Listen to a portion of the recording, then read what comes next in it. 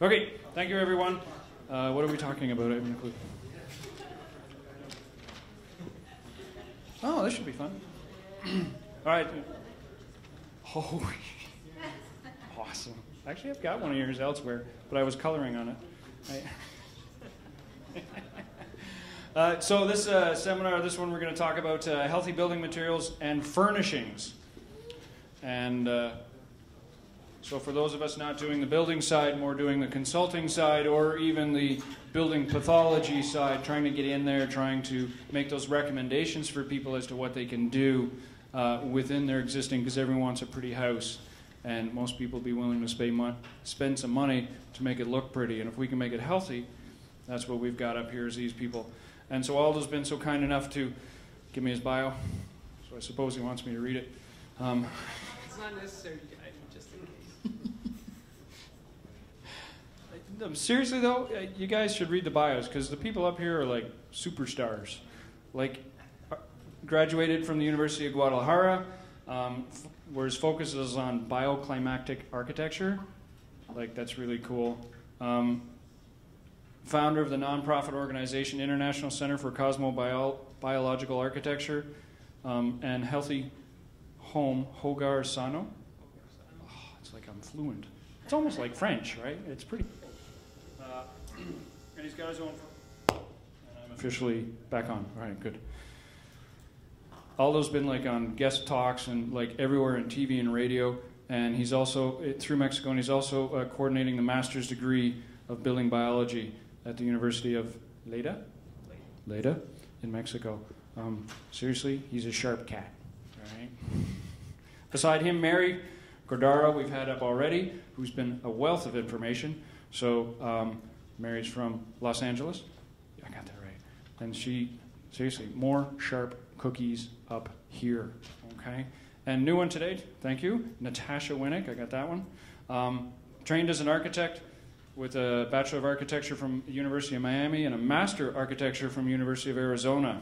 All right, she practiced from 1995 to 2004, and she founded the Originate Natural Building Materials Showroom in October 2003. Director of Operations from the planning stages through final construction, of a 2.5 million 7-home downtown Tucson infill green residential project.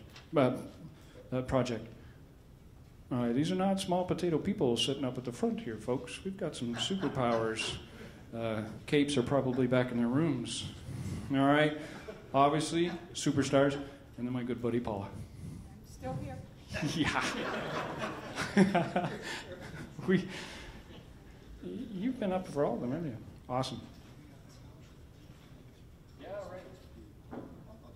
Yep. Rowena Finnegan was supposed to be on this panel. She's on your program, but she let us know a few weeks ago that her brother died in England and she had to go there and couldn't come here. But she is the proprietor of Ecoteric, and she graduated with me back in 2003. A really beloved person. And she did the EcoDwell for many years also. Awesome. So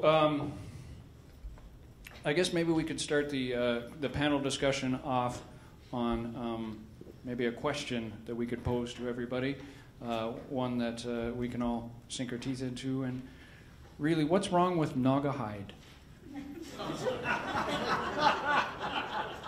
Okay, maybe we won't start there. Really, where do you catch nagas? Anyone ever figured that? Let alone how you skin the little buggers. All right, thank you. All right, I appreciate Natasha just kind of wandering into this and wondering whether I'm in fact insane. I'm Canadian, and that really explains most of it. I'd like to pose a question, a serious question, and that would be, from a building material and furnishing perspective, I'd really like to start off with just your basic thoughts as to your very first priority. It was something Mary had talked about when we were talking about the other projects, and from a house perspective, a construction perspective, and I thought it was really valuable how she went through that. And so, absolute priority, most important thing to focus on when you start materials or furnishings, and then we'll just kind of see where it goes from there.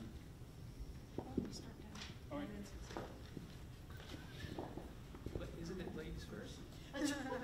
Well, Aldo was asked ladies first. All right, forget Aldo then. We'll go there. All right, we haven't heard Natasha at all. Let's just play it around.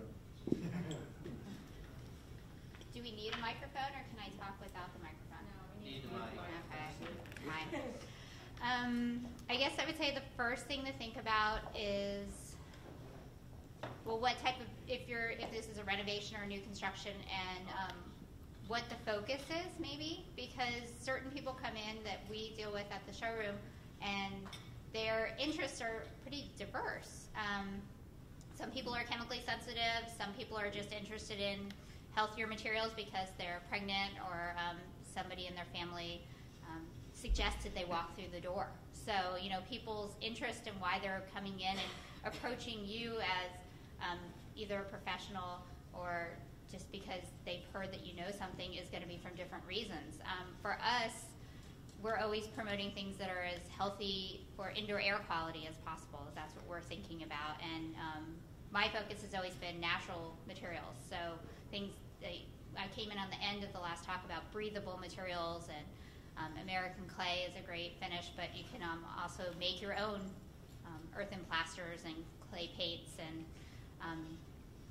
milk paints and all of that. And so that's kind of, I guess, my focus is to try to move people towards natural materials, but also to try to figure out why they're coming to you. And each of them can have their own story as to why they're walking in the door and what they're looking for. And so part of it is, I think, being a good listener so that you can get why they're coming to you, and then you can help them in the best way possible.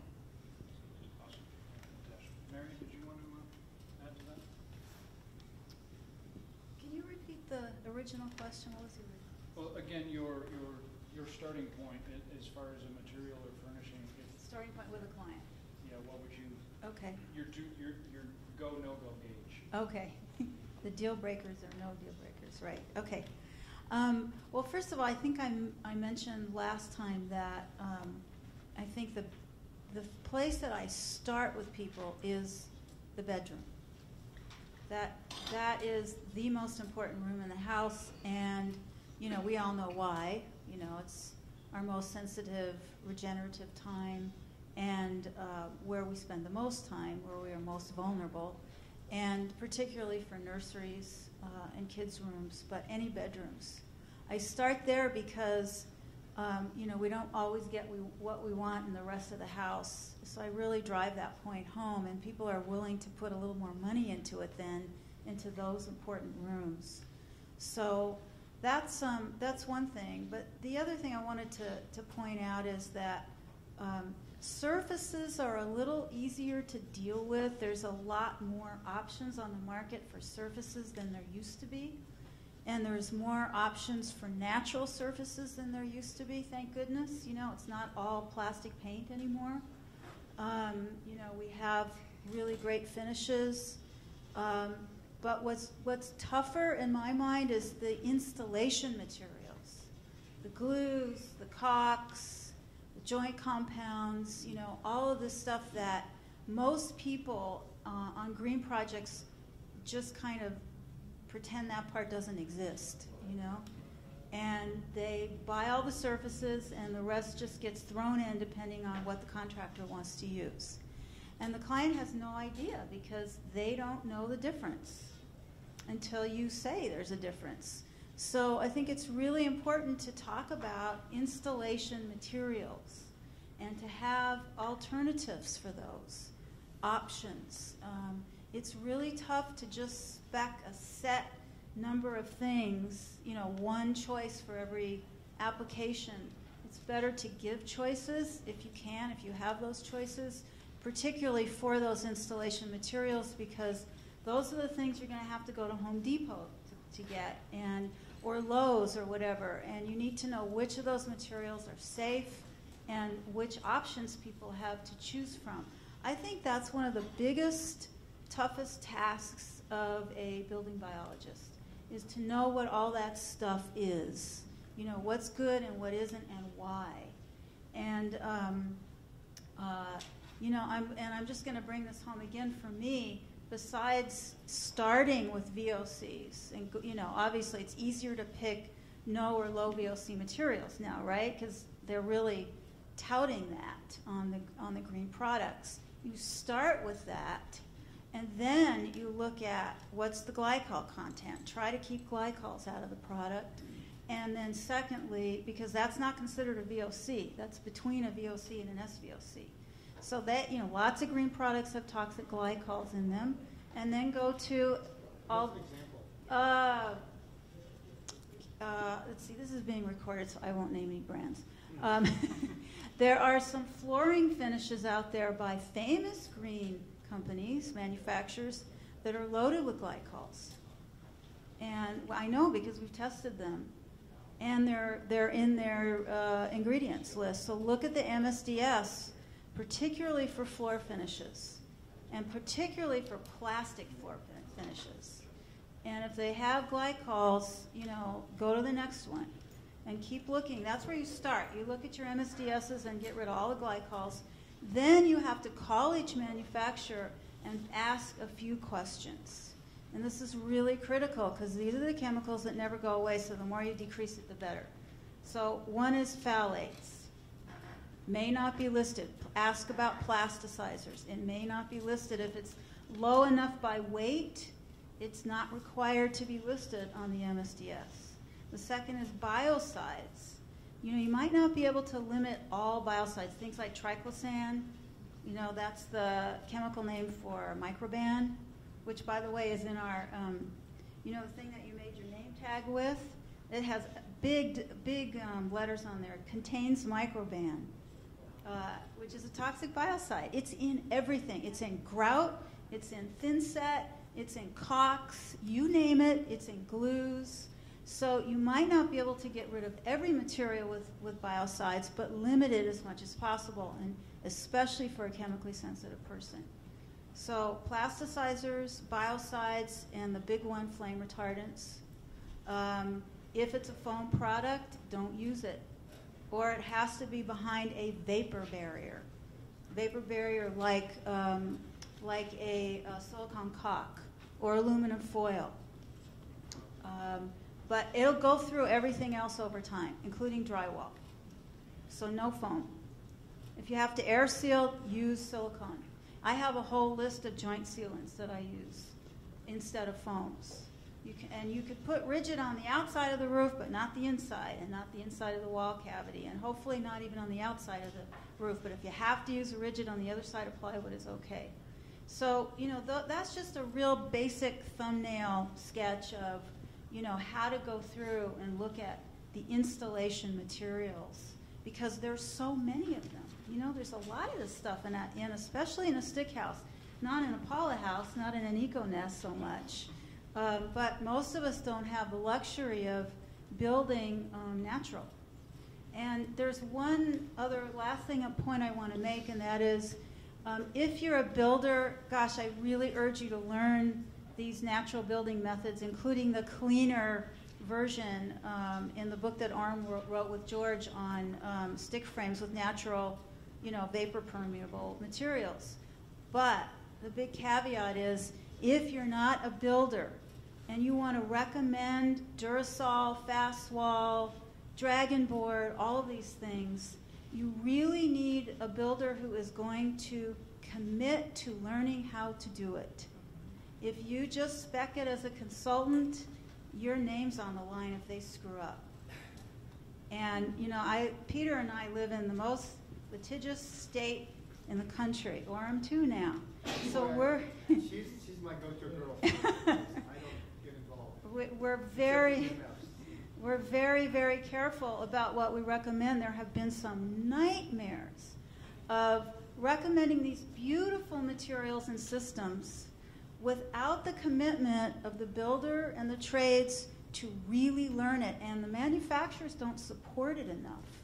They're not sending somebody on site to teach people, right? So be careful what you recommend and how enthusiastic you are. I learned the hard way. And I haven't been sued. I'm really lucky. But, there's not a lot of skill out there, unfortunately. So it's an unusual builder who's going to take this on. So just a really big caveat. So those are the most important points I wanted to make. Great. Sorry, Paula. Well, this was the original panel it was supposed to be in. They've been talking about basically what's important about materials, but I would like to go a step further.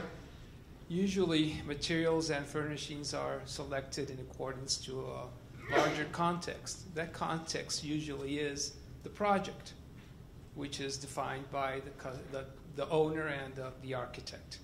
My proposition is to take that context a little bit beyond that. If we analyze the word bau-biologie or building biology, well, we must agree that it is a relationship between buildings and life. So that's basically the context that we should be working with, life. That would be my number one premise. That's how you say it? Number one premise. Life. We're not going to create life. I mean, we know that, but we are facilitators for life. Sometimes we have to step back and let life manifest itself. So whenever we are, in every step of the way of a project, of a building, we must make it holistically integrated and systems oriented. Holistically integrated because we must take in consideration every aspect of life itself. I mean, physical, mental, spiritual. And systems oriented because a system always works, I mean, every part of a system works towards the well-being of the system, and it benefits from it as well. So we complete that circle, okay? Building biology must come from life and must go back into life. Now, which steps must be taken, it depends on each client. Therefore, you have to, talk with them and, find out what they really want, what they really need. And I don't have exactly a set of priorities as long as it, gets into that mainframe, life itself. So, look around. Is there life right here in this room? Okay. We're bringing it in, but the room itself, does it support life? Holistically speaking. We're not dying, okay? But holistically speaking, does it support life? No. I guess. Thank you. I think that's our main goal. Okay, if we're building, remodeling, or just making a minor repair, it should be our commitment. Okay, so it's a one-word answer: life. Thank you very much, Sheldon. Paula, we'll give the next one to you.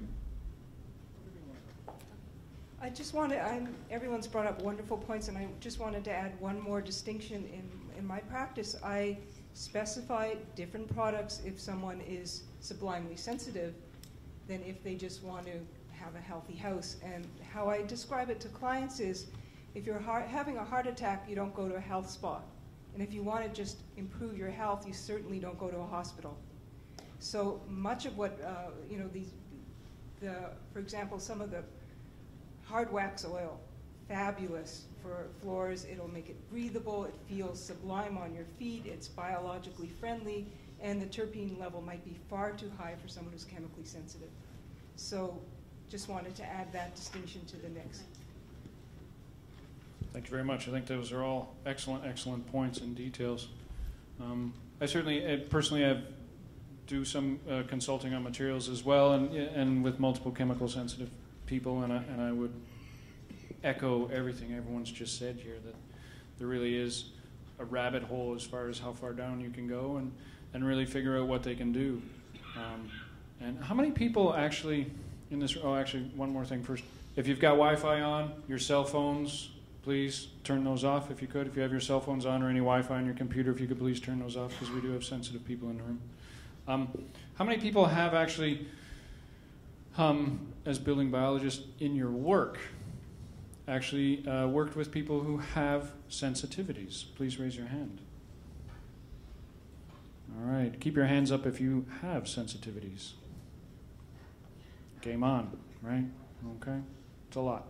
That's why we're here. So I'm grateful for that, for your sharing of that knowledge. furnishings, I'm certainly more familiar with materials in my own personal my own personal work, but I don't really have a lot of experience with furnishings. I'll get them to get solid wood and a nice mattress and natural latex mattress, but beyond that, I don't really have a lot of experience. And so I'd like to ask Natasha about that, because obviously that's something you've done a bit of. And as far as furnishings, would that be true, or is it mostly materials that you're dealing with? Some furnishings, we deal with mainly with materials. It's materials, okay. Yeah, Rowena's expertise does not here. Yes, that's a challenge. Mary, I'd like to pose that question to you and just have you kind of chat about that, and then we'll see where it goes from there. With some of the furnishings, it's pretty straightforward. There's good options. It's not that difficult, like window treatments, for example. It's not difficult to avoid some of the problems, like blackout curtains and drapes that have vinyl in them. That's not one of the easier of the window treatments, but you can do shutters. There's things that you can use to work around needing to black things out. By the way, the vinyl in blackout curtains will add appreciable phthalates to the house dust. So that's a thing to look for inspectors too, because it's a major source of chemicals and endocrine disrupting chemicals. So window treatments aren't so tough. I think that there's two things that are really tough. One, especially for chemically sensitive people, one is carpets, and the other is upholstered furniture. Carpeting, I just try to talk people out of wall-to-wall carpeting, of course, for all the obvious reasons. But even area carpets are really tough because if it's wool and you don't have proof, you have to assume it's been treated with permethrins, which is the moth-resistant chemical. Again, it's an SVOC. It will last for the life of the carpet, and it will pollute the house until you get rid of it. So wool is one of those natural materials that most people think is great, right? It's natural. But almost all of it's treated with permethrins, including some of the wall-to-wall so-called eco-brands of wool. They may say it's not treated, but there's a lot of cross-contamination. So, the carpet thing is really tough. You need to get a list down of a few, and like I have, but you're not going to have this big, broad range that designers like to see. And I hate disappointing them, but that's one area that's really tough. So just get a good basic list and keep adding to it. Call your manufacturers, find out if they're treating. The other area is upholstered furniture, because we all know that hand-tied springs or latex upholstered furniture, natural latex with organic wool and cotton and so forth, is really expensive. You could easily pay $10,000 for a sectional, easily. So, most people just can't afford it, and most people are also not willing to live with less. They just want what they want. They want a comfortable couch, they want their sectional, they want their wing chairs and all the stuff. And luckily, most of the manufacturers have discontinued PBDE, which is the worst of the brominated flame retardants, but the substitutes are still bad. There's still organophosphate. IKEA's not using PBDE, but most of the other companies aren't. IKEA's using some alternative organophosphate. So here's what I tell people when they just can't avoid it, or they've got furniture already, right? Dust control is really important. Serious dust control with HEPA vacuum and HEPA air filters, frequent cleaning of dust. Because the less dust there is, right, the less of these SVOCs you're going to be ingesting. So that's always the fallback, because you can't make people happy with the best options with upholstery. I mean, I'm really less they're willing to go bohemian, right? and creative, but that's like a really tiny number of people. They just want it to look normal, and they want it to feel normal. So I think, you know, again, the just always have a fallback plan for those areas where you just can't do it perfectly. Thank you very much. Question? Awesome. Thanks, Diana. Mary, you mentioned creating a list. And as building biologists, I'm sure we've all been gathering our information and doing our internet searches and looking at websites and trying to help our clients as best we can. A lot of times I learn from my clients what works for them. But do we have a way to create some resources here that we can all take advantage of so we're not all recreating the wheel? I think there's a really good book out there somewhere. I'd love to hear suggestions about how we could do that, because me too, you know, there's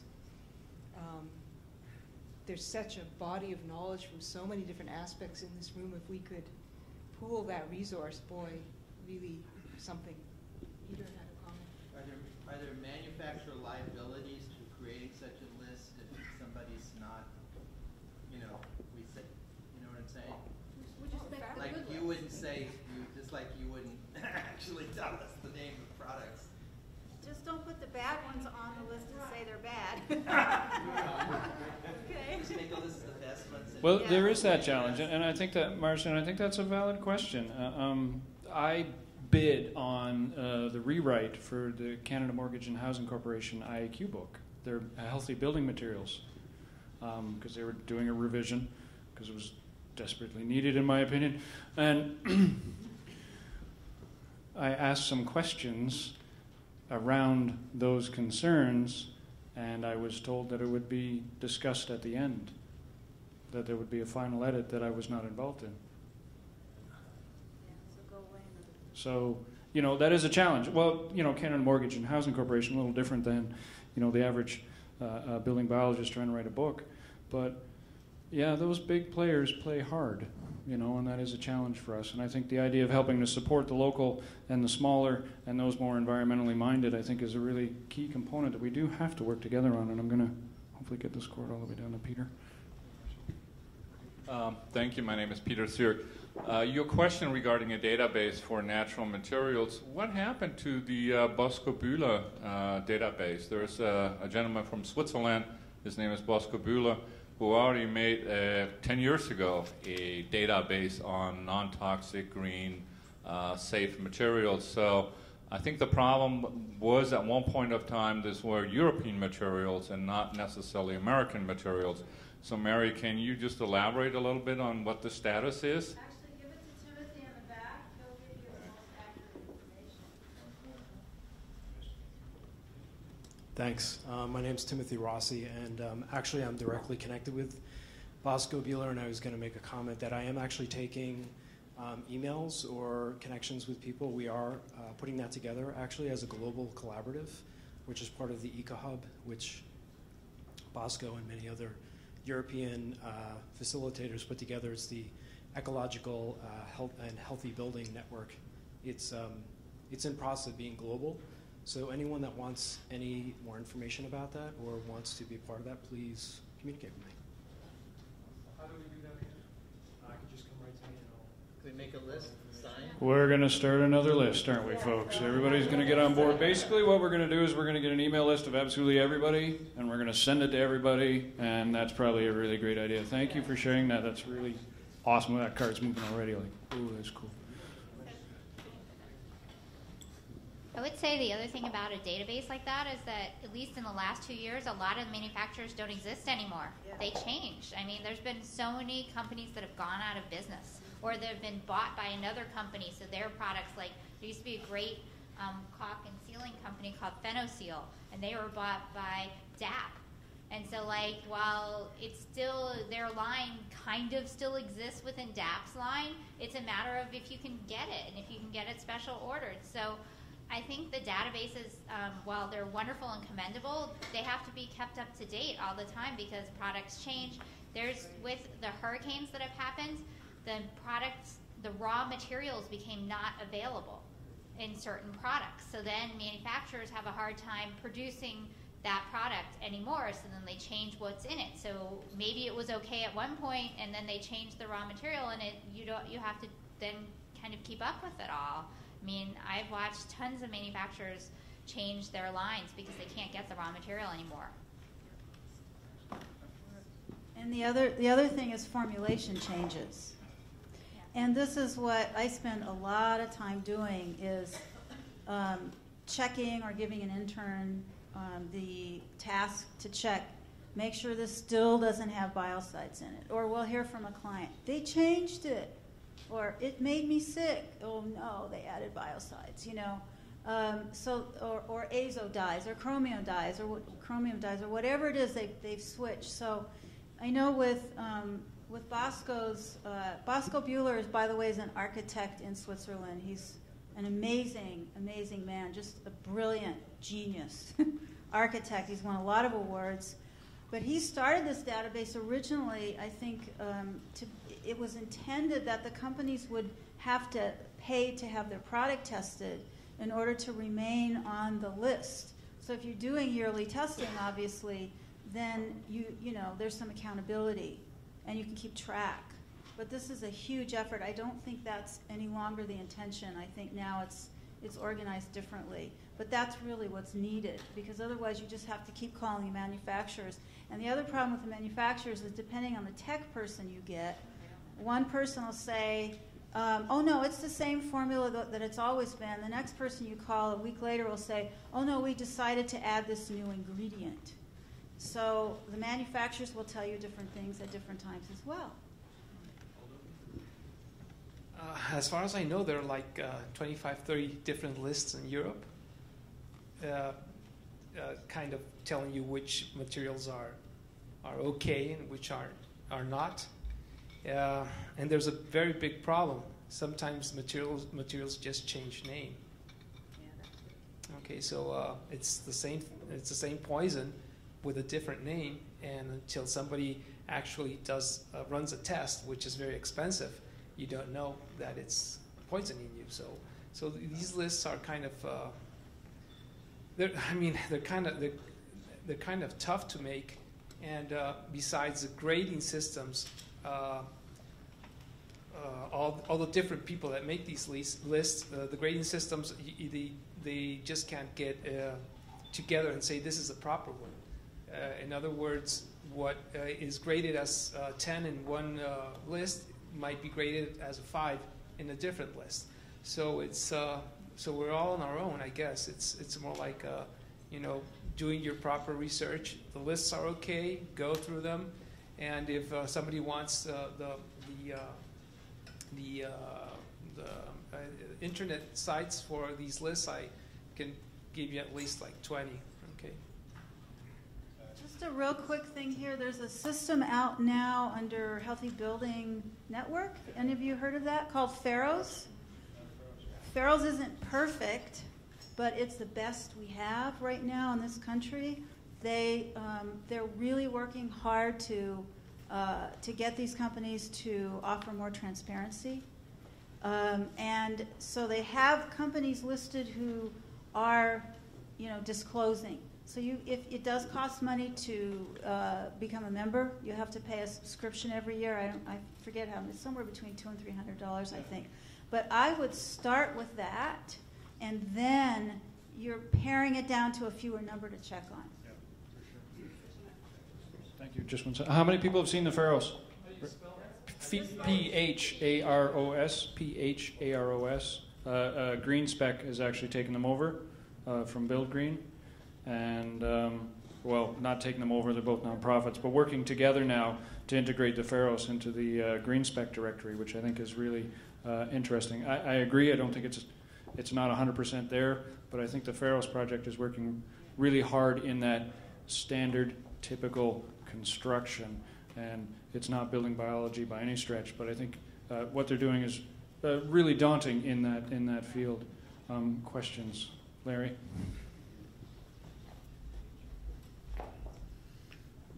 Well, there's one other list. I don't know how that compares in terms of how they've been vetted, but there's the folks that make the newsletter, the Environmental Building News has a. Is that Farrow's? Well, Green Spec. Oh, that's Green Spec. The Okay. environmental buildings So- are now working together. Okay, so I have an older copy of that, so I guess that was before. But I mean, that's a good place to start. But having spent now, in the last year, hundreds of hours vetting materials, I concur with all the commentary up here. You can't take for face value what they say, but the lists nevertheless do exclude a lot of things you don't have to waste your time on trying to investigate because they were so bad they didn't get on the list. So what you have to do, you have to do your due diligence because of all of the fooling around people are doing because of economic pressures to change the ingredients to gain another quarter of a cent a pound. And this is just the reality of life. Thank you, Larry. Well thought. There was another hand raised over here. Thank you, Anne.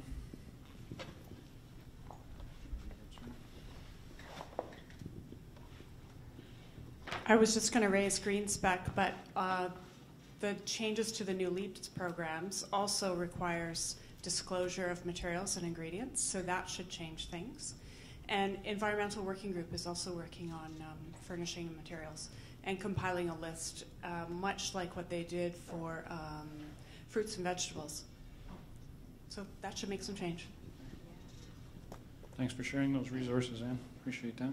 There was Tim in the way back again, who obviously knows a little bit about this stuff, so let's... One other quick comment I wanted to make is that one of the things that makes Bosco's database so powerful, and this is one of the latest information, Bosco has recently been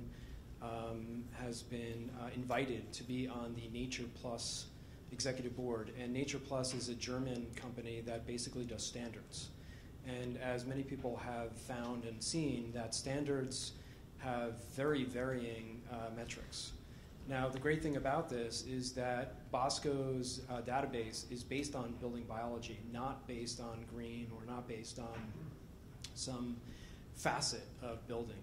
And so he is now on the executive board of this company that is basically creating standards that are bau-biologie standards as opposed to one section or specific. So that's one of the things that we are discussing with this product connection, and I do agree that the Pharos project is powerful, and if anyone else in this room wants to have any discussions about what would be ideal for you to use as a practitioner, whether you be a contractor or inspector, that is one of the things that we are also looking to work with people. So overall, I just wanted to give that. The standard is called Nature Plus, and that is a German saying. You could actually find, they have a very good website. So again, that's just the metric is very important.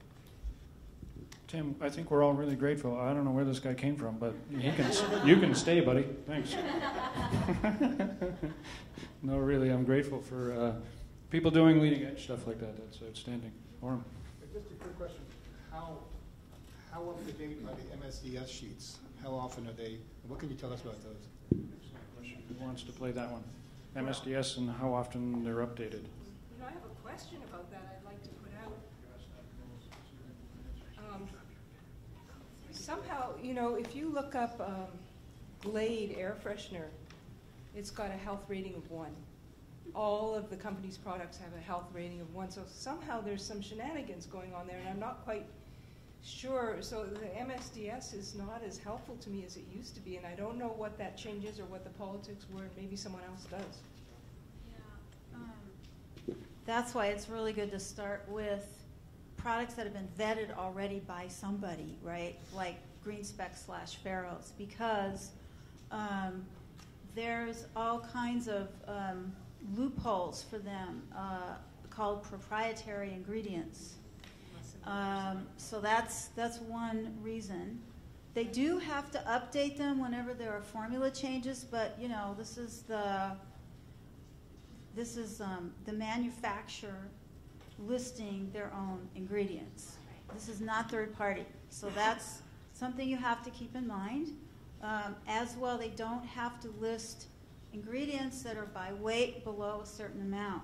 And some of those are the most toxic ingredients, even in low, tiny doses. So it's only a starting place.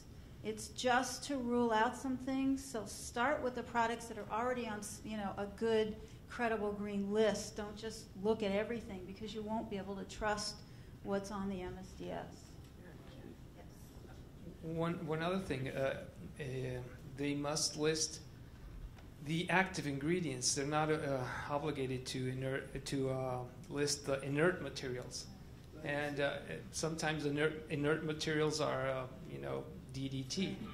Well, it's the regulated ingredients also. It's not every ingredient, so it could be things right. that are not regulated. They list what's active in their formula, but sometimes what is inactive is even worse. So, I don't know how often they update those, but with a formula change according to Mary. Yeah. So otherwise, then if there's no formula change, they don't change it.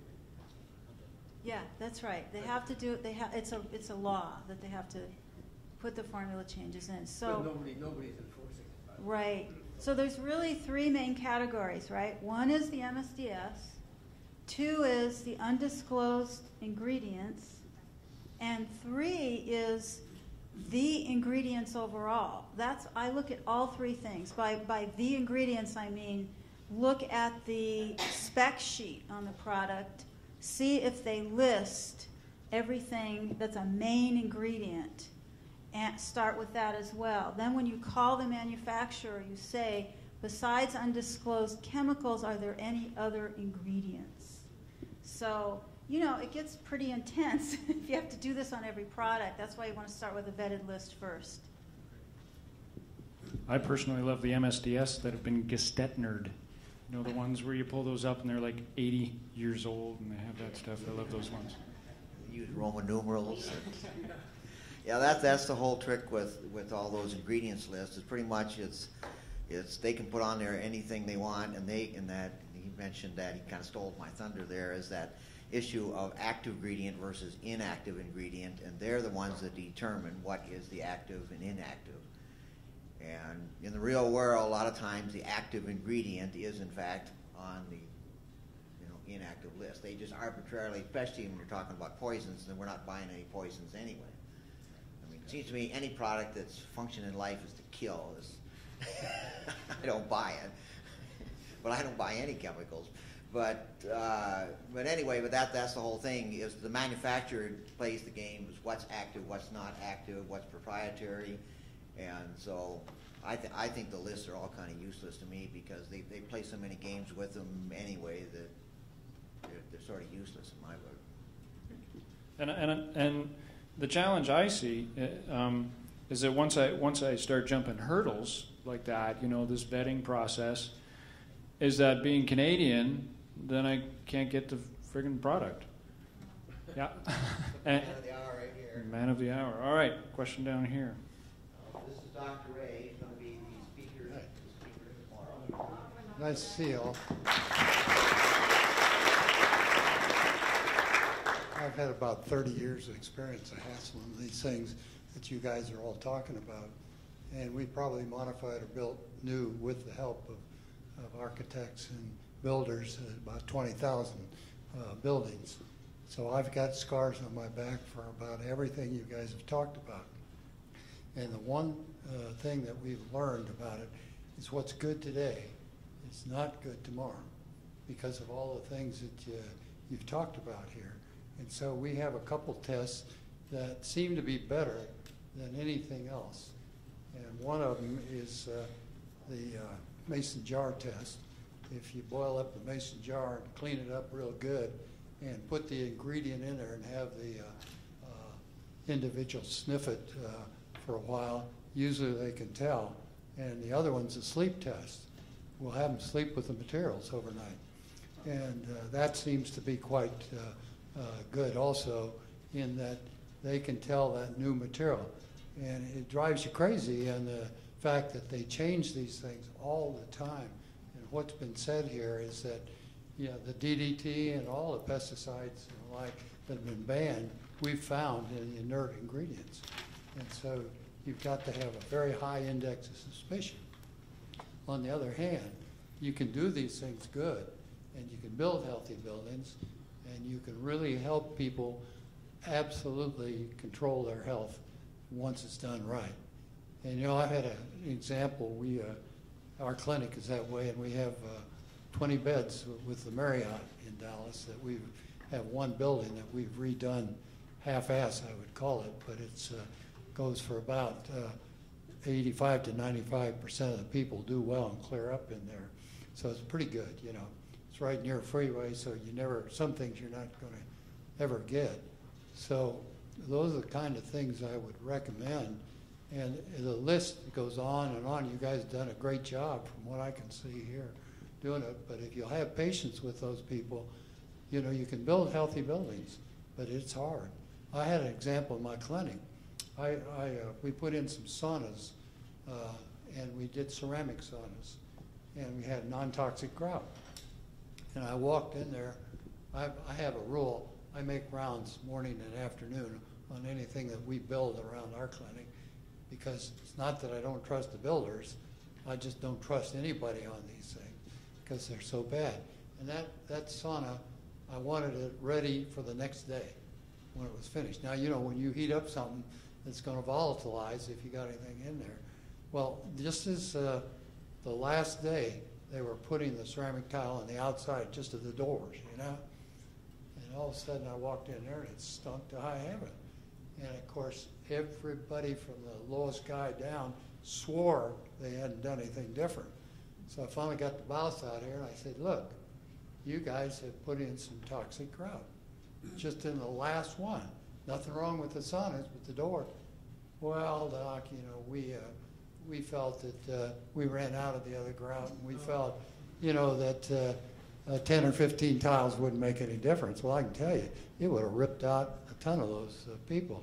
So that's what you're up against. But on the other hand, I'd say keep at it, because you can do it. And sorry, one more thing, if you don't mind. I mean, we've designed them all over the world now. We've got them in Germany, England, Australia, Japan. We got 4 in Japan, and they're really going very well with these things. So it's very encouraging. It's just that you got to hassle.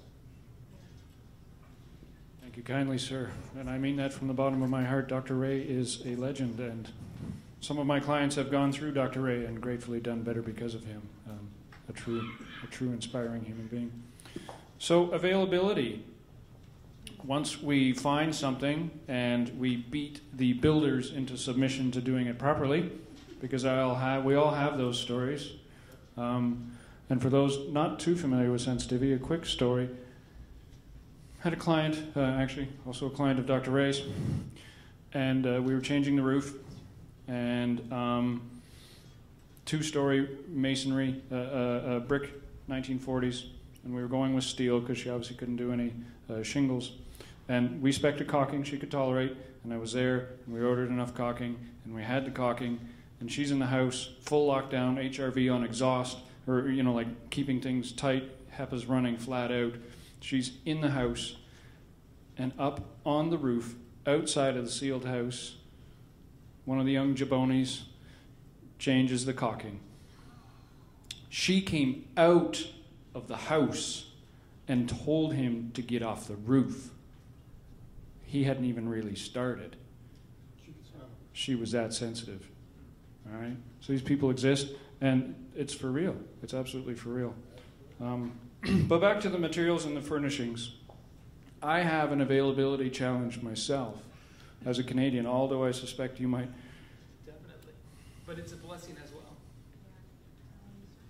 You know, we don't have as many choices as you have here in the States or even in Canada, okay? Mexico has reacted slowly to a lot of technology, but that came in as a disguised blessing, because now we can go back and make a change easily. I mean, you can find organic cotton in Mexico, you can find wool, you can find anything you want healthy because it's still made by indigenous people in towns. So basically speaking, it's we don't have as many choices, but we do have a lot of healthy choices. So it's if you want to buy something, let me know. I'm kidding. And speaking of which, who here sells products such as building materials or furnishings? Raise your hand high, please. All right, so obviously up front here. And so I'm going to wander way over here and talk to the young gentleman. I feel like, some sort of game show or something while we're doing this. But I'd be curious, someone I know here, Andrew from Canada, which means everything's cool. I just, as someone else who sells it, and I want to go back to Natasha next and ask the exact same question, is as someone who sells it, sells products, I'd be curious as to the challenges you have actually running a store selling healthy building materials. There's a broad question.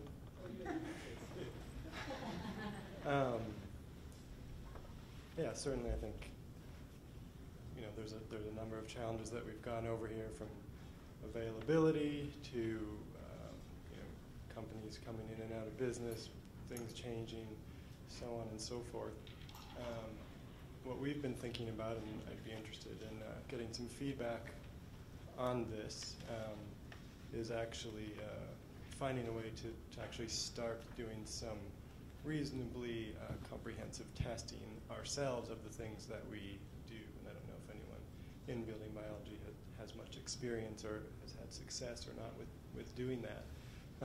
But with regards to creating a list of approved materials, a red list or a building biology list of sorts, I think it would be really beneficial for whoever the sort of product retailers are that are involved with building biology to find a way to talk and collaborate and actually pool some knowledge and resources to actually sending things out to labs every so often to see what's in them.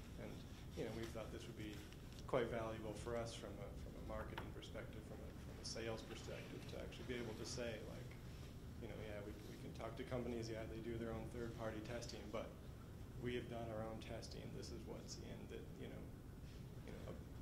each product we sell, or a lot of the products that we sell, depending how we're able to do that. So if anyone has feedback or thoughts about that, we'd love to, talk further either now or, after the session today or something about that. No, it did. No, it's key, and I see in the future all of those of you selling products to start your own little network and Yahoo group, and really. But seriously, you spend a lot of time vetting products. Mary spends a ton of time. Natasha spends a ton of time vetting products, and you guys are all really shooting for really similar criteria, right? And for you guys to be sitting at the same table, and obviously with Tim in the back as well, actually be sitting at the same table and networking, that's going to benefit every single person in this room, because we're all going to be lining up to your operations for sure. Any comments on that? There was talk of starting a building materials showroom group association that did exactly what you were talking about. It didn't get very far. I mean, it was talked about at Greenbuild, 4 years ago, because everybody who owns their own business is so busy that keeping up with what you do on your own is all you had time to do, and you didn't have time to spend the time outside of it to do the research to move the rest of it forward.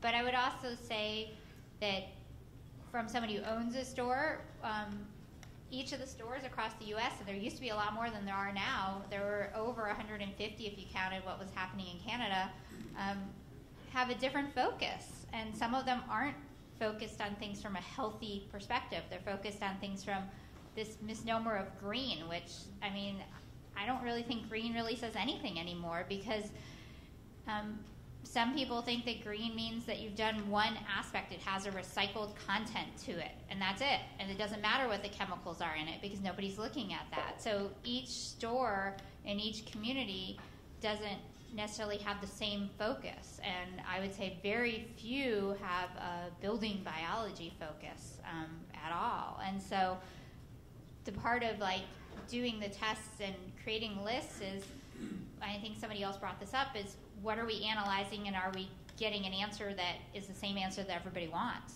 Because people are looking for different answers. And I know Mary's done a lot of testing on her own, so I'm going to give her the microphone. We've been working with a chemist in Germany who does sample testing for clients who are willing to pay for it. It's really expensive, but the good news is that the nature's if Bosco's database gets going and it's involved with Nature's Plus. Nature's Plus is actually a product certification using almost exactly the same criteria that the German Bau-biologie Institute uses for chemicals and contaminants. So once that gets going, then any products that are listed in the database, if they're associated with Nature's Plus, they will have been through that testing. For a store to pay for that testing, it's impossible. It's much too expensive. I've tried talking manufacturers into testing it. That doesn't go too far because who is this guy in Germany who tests materials, you know? They want a U.S. lab, and they want a cheap U.S. lab.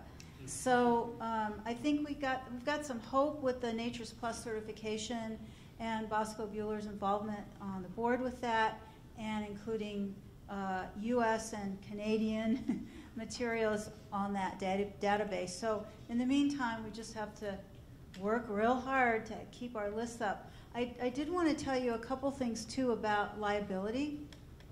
If you're working with sensitive people, you probably know this already, but you always want to have them self-test on materials, and there's a very, very careful protocol for this so that they don't get sick when they're self-testing. You know, I have a statement they have to sign that says that, you know, it's up to them whether they test or not, but, you know, my materials are based on that. That spec is based on their being able to tolerate the materials, and it's up to them to get the samples made, and then I give them a procedure for self-testing. I also, if you have more than one product, it's better liability-wise. If you only offer one, you are more liable than if you offer 2 or 3. Now, it's not always easy. I don't have 2 or 3 for everything, but when you can, it's best to give as many options as possible. It's just like when you give a contractor referral, right? You're supposed to give 3. So we try to follow the same rules because, again, you know, Larry too, you know, living in California, we're all very, very vulnerable. So we try to think through, and it's more professional, I think, anyway, overall, to think in these ways. It's not paranoia, it's just protecting yourself and the client. How many people actually do picking healthy building materials out for their clients, whether you're a builder, whether you're a consultant? Right. How many people are letting them do some sort of self-testing, such as a jar test?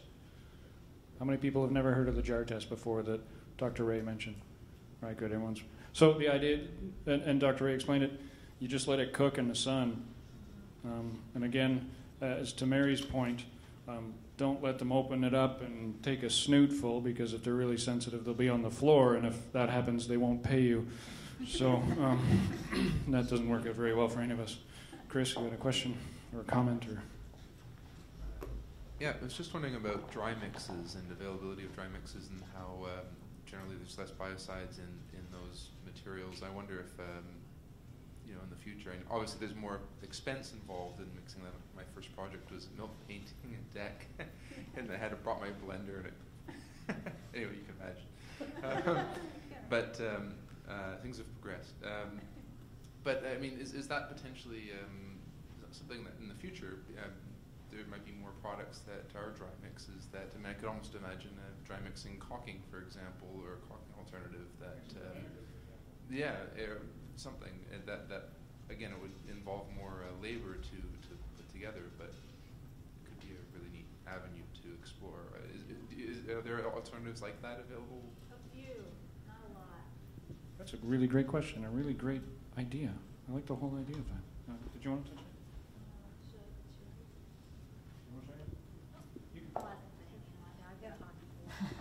I would just like to say that American clay is the most beautiful success story of a product. They took an idea that's been around for about 10,000 years and put it in a bag, and you add water. And so there's lots of potential for that. If it worked 100 years ago, it's probably pretty safe. And I was just reading through one of the online courses on the way here about mixing your own building materials. And I had forgotten that resource, but it's right in our online courses. There's lots of recipes. And it would be nice to build on that, doing a recipe book for building. And if someone here puts it in a bag, the rest of us will buy it. My question to you is, I would say 99% of my clients are ones that are living in an existing home. Everything's there. They're not remodeling. They're broke because they have spent so much money trying to get their health back. And a lot of people ask me about sealants. Sealants for the floor, for the carpet, for the cabinets, everything. Are those effective? Have you found that they really are effective? And I know you don't want to talk about manufacturers, but I know there's a big one that I won't say. I'll talk to you later. And I would like to know that they're safe for me to recommend. So if you guys have any suggestions about things that are existing.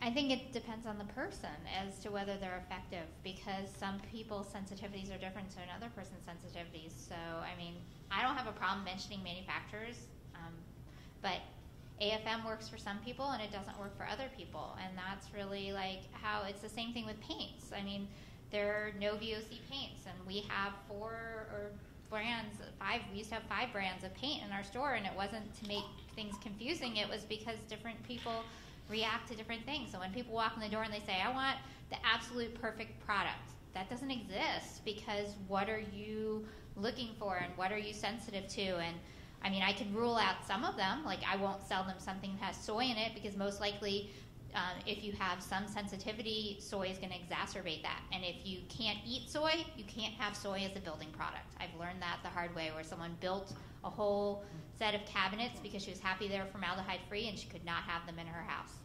So there's things, it's not perfect. I wish I could say that yes, it worked, or no, it didn't work, but it depends on the individual person as to whether sealing the existing cabinets in their kitchen helps so that they can move into their house. We've had people make strides to make it better, but it doesn't mean that they could ever move in their house. What kind of sealants are you talking about? Paper barrier sealants, like to seal in a fume or something. Clear coat, yeah. Okay, that you put on wood and all that. Carpet. Yeah, like a clear coat. There, you can use natural materials. But they may not seal in a toxin, which is... Oh, seal in a toxin. Yeah. Okay. There's a phenomena I've noticed that maybe Dr. Ray can address, but if someone gets sick in a house, say from a particular mold, that house can be cleaned and scrubbed to the point where almost anyone else can be in it, but they can't anymore. I see that a lot. So that's another issue.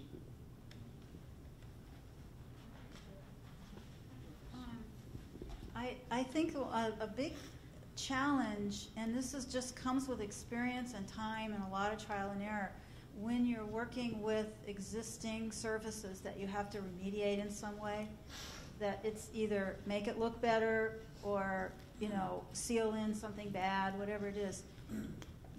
It's like you're going to learn the trade yourself almost. You're not doing it, but you have to know what the service is already, what it's going to take to prep it, if the new stuff is going to stick, if the person tolerates it, can the trade use it, do they know how to do it? I mean, it's for every topic, whether it's cabinetries, floors, whatever it is, it requires a great deal of digging as to whether or not it's going to work. And a lot of questions, because the trade isn't going to figure that out for you.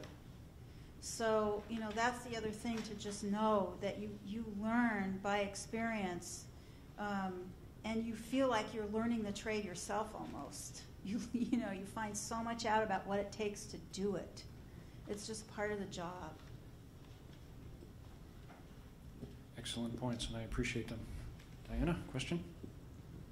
Yes, I'm wondering if anybody has any experience with either new construction or renovations in regards to what we talked about earlier, what happens when you come in at the end of a project or in the middle of a project and they've already put in all of these toxic chemicals. Has anybody had any experience with baking out a house, heating it up? Dr. Ray raised his hand too.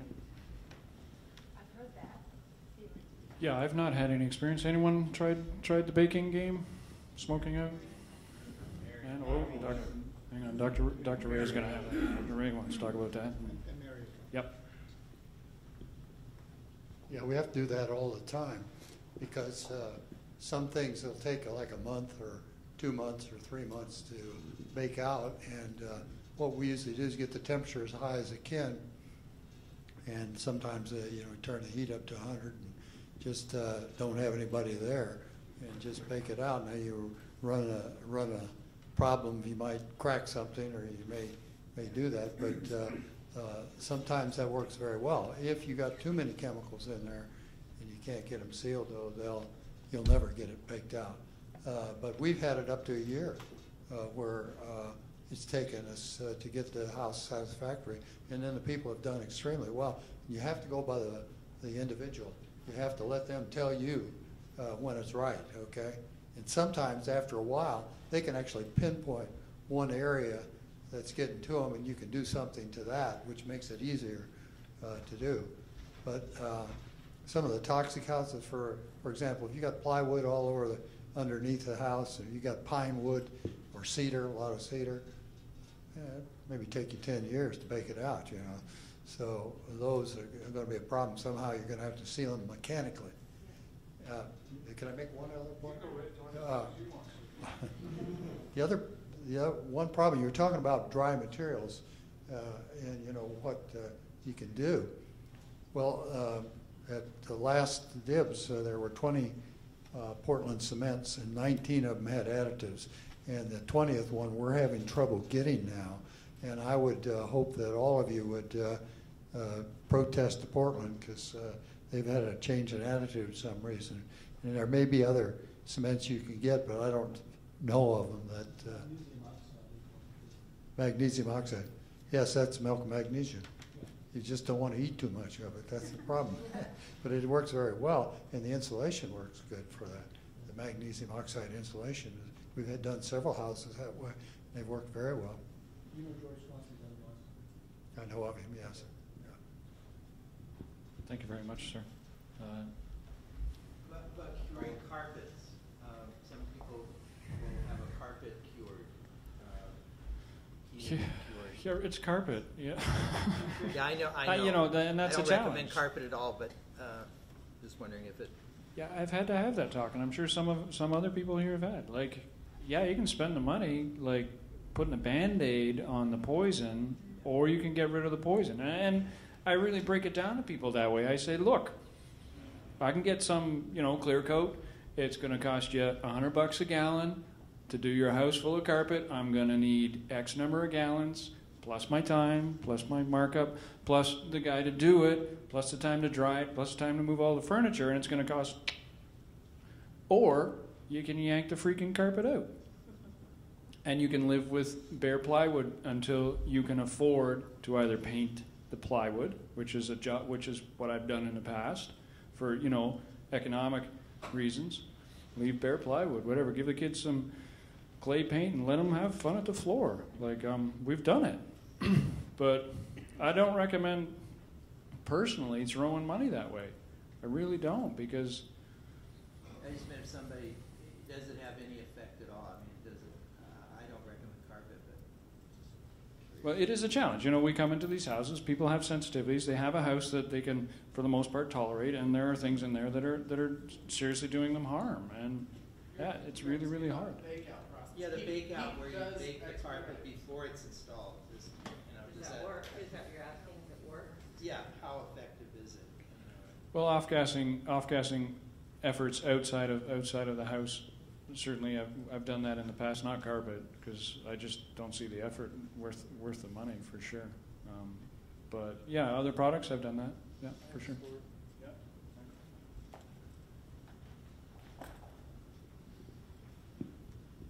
This is not my story, it's Larry Gust's story. when he lived in San Diego. And he did want to have some carpet, and it wasn't wall to wall, it was in the area. And he found a supplier and a manufacturer that would be willing to use specified materials, and it was like 3 times baked, okay, before it came to him. And, I think there was an intermediate step where he checked it, and they baked it again. So he got Cecil and something else that was 3 times baked, and it worked for him, and he's very sensitive. So some carpets can be baked. Okay? And in a work situation,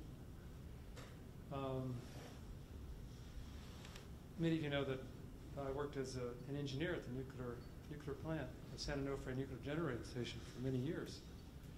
And it's a big industrial facility. And they remodeled one whole floor of offices, and everyone got sick. And the VOCs in that office lingered for months.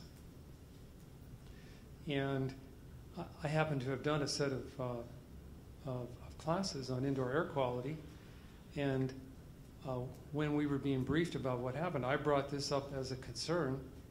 And you know what happened?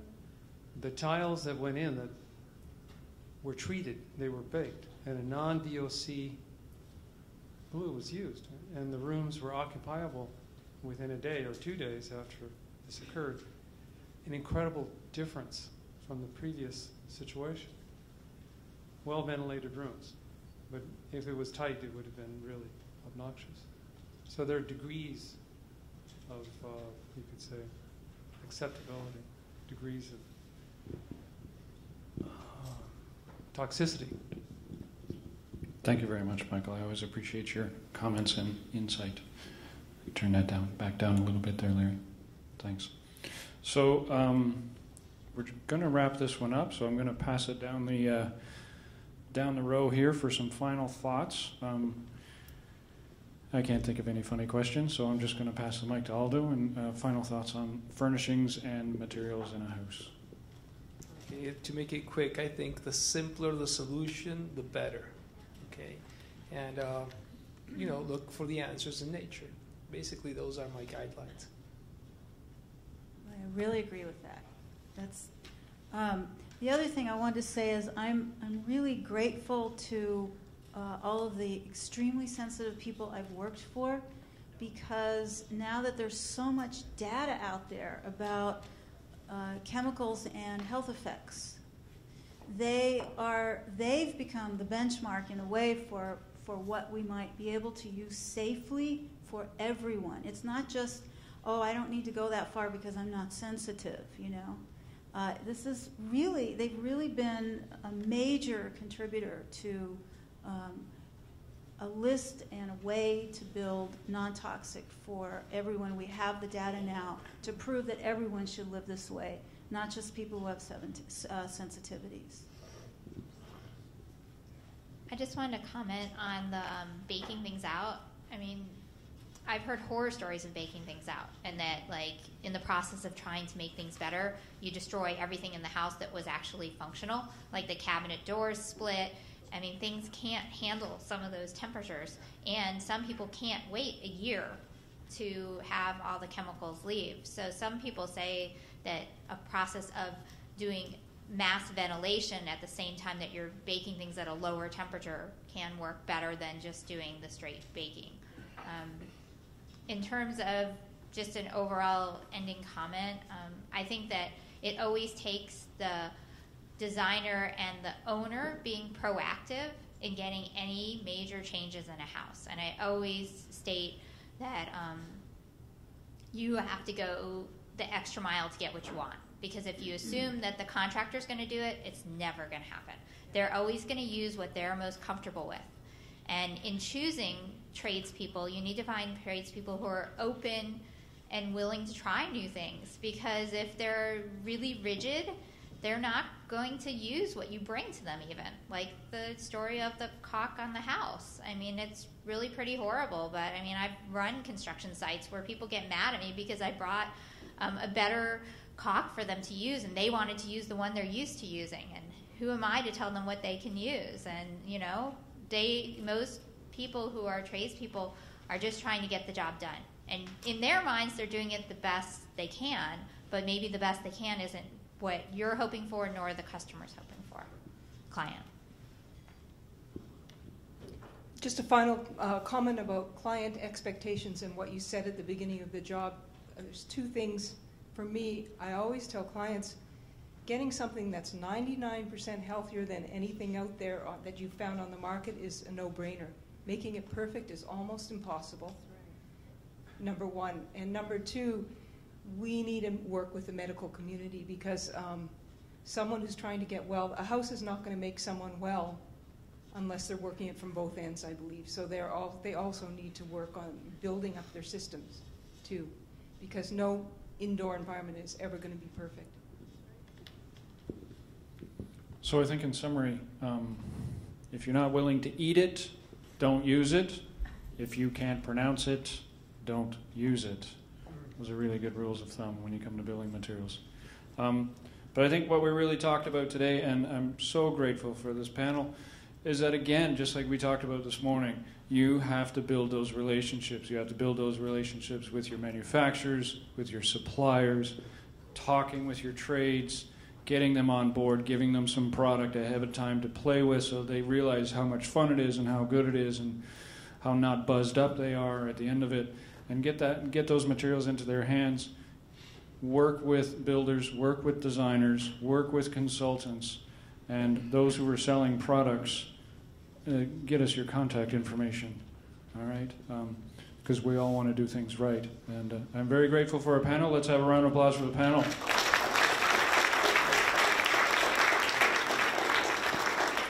We have a 15-minute break to sign up for, I don't know what all we're signing up for, everyone's lists, and then come back here for the last round, okay? Grab some sunshine.